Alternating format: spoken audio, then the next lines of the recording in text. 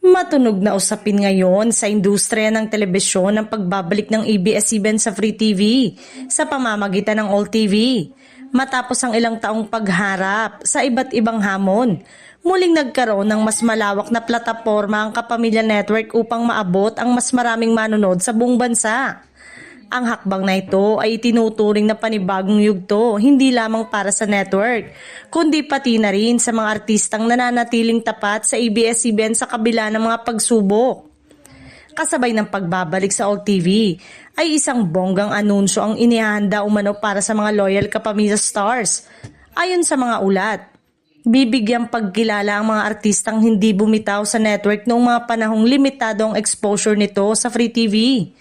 Para sa marami, ito ay simbolo ng pasasalamat at pagkilala sa katapatan, sakripisyo at tiwala ng mga artistang patuloy na naniniwala sa ABS-CBN.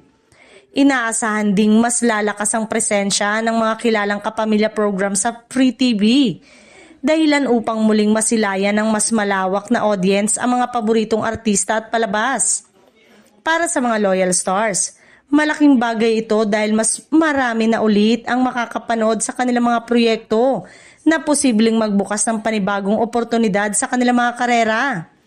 Hindi rin maiwasang ikumpara ng netizen ang pagbabalik na ito sa mga nagdaang taon kung saan ang ABS-CBN ay kinakailangang umasa sa iba't ibang platform upang maipagpatuloy ang kanilang operasyon.